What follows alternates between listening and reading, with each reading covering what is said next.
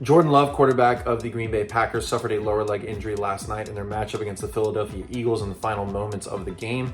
At the time of the injury, there was speculation as to whether or not it was a knee and or an ankle injury, and to the severity of the injury. It looks like as of right now, Jordan Love has in fact undergone some tests that have ruled that his ACL is intact and the ankle has been spared in this injury. However, as of right now, they are saying that the MCL was injured pending further testing. So it looks like as of right now, Love has dodged a major bullet in the fact that this injury should not be season ending. However, these MCL injuries do have a grading system of them, and that depends on the severity. With today's video, I want to take a look at the injury video. We're going to go ahead and explain the anatomy of the knee, including the MCL, and talk about the grading system and what that person should expect when coming to physical therapy. Ladies and gentlemen, welcome to my channel. If you're not familiar with me, my name is Nick Gallo, and I'm a doctor of physical therapy. And with my channel, I take a look at sports injuries and I explain them so that they're a little bit easier to understand.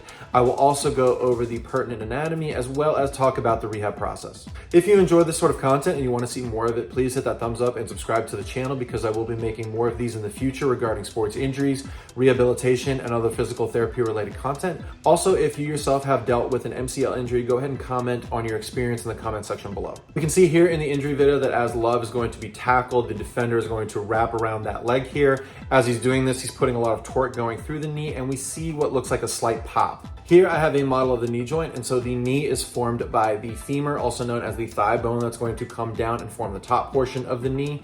Then the bottom piece here is going to be formed by this other long bone known as the tibia, also called the shin bone, that's going to come up like so.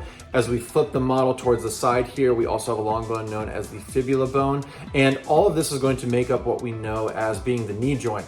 Now, the knee joint is stabilized by four major ligaments. The first one, known as that anterior cruciate ligament, or ACL for short, is located right in through here. The MCL, or the medial collateral ligament, is along the medial or inside portion of the knee right here. As we flip the model towards the outside or lateral portion, we have the lateral collateral ligament, also known as the LCL. And finally, as we flip the model to the back here, we have the posterior cruciate ligament, also known as the PCL. There are also two other very important structures located within the knee. They, of course, are the medial and lateral meniscus. Now let's talk about why the MCL is implicated in this injury. Anytime somebody is going to be having a force known as a valgus force, where it's going to be coming from the outside, pointing in towards the knee here like so, you can see that it's going to greatly stress that MCL.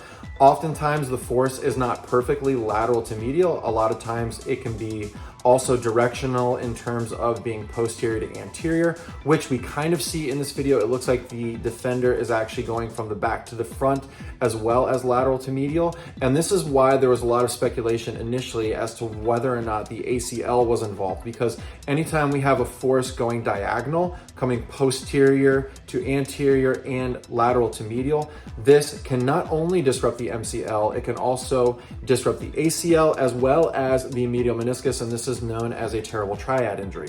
Fortunately, in this case, sources are already saying once again that the ACL is intact and it's expected that he's dealing with an MCL injury. However, it's important to know that this is why this is an extremely risky position for the knee. Sources are also reporting that the ankle has been ruled out in this injury. However, I want to go over briefly why it was thought that it could be implicated.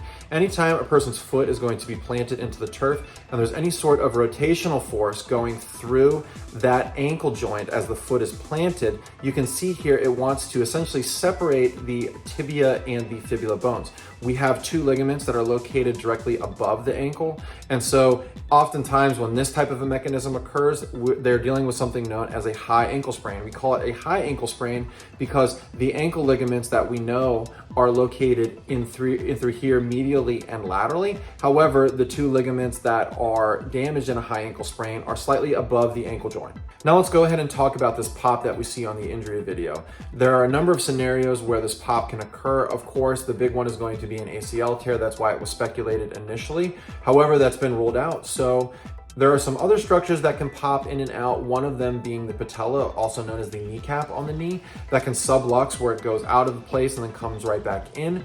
Or if the MCL injury is severe enough, this can be that MCL snapping.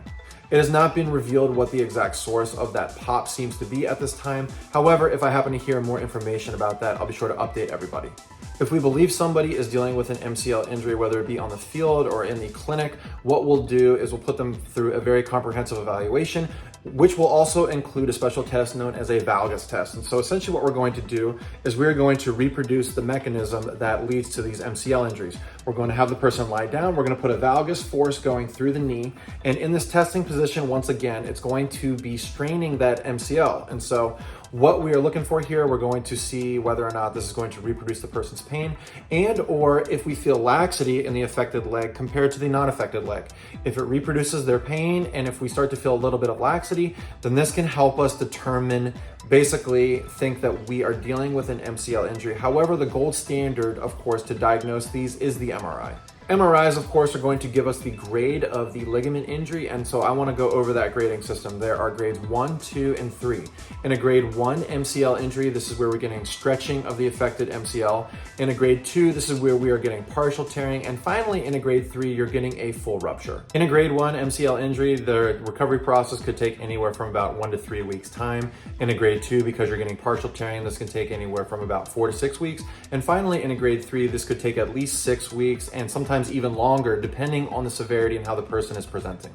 The good news is that oftentimes MCL injuries rarely need surgery. However, if a person is dealing with extreme instability in the knee, then this of course will be the worst case scenario, and then they will require surgery. As a person comes to physical therapy, we're essentially initially going to treat them with the acronym RICE, where R stands for rest, I stands for ice, C stands for compression, and E stands for elevation, because during this phase, we essentially want to pump out as much swelling and inflammation from the joint as possible. Then as the person starts to progress with physical therapy, we can start to work in range of motion exercises and finally start to work on strength. And when finally appropriate, we can work in sport-specific movements. So we wish Jordan Love the best of luck moving forward. It looks like he has avoided a very significant injury in this case. However, he is going to miss some time. So as I happen to hear more information regarding the updates on him, I'll be sure to update everybody in the comments section. Also, if you happen to hear anything, please feel free to update me as well.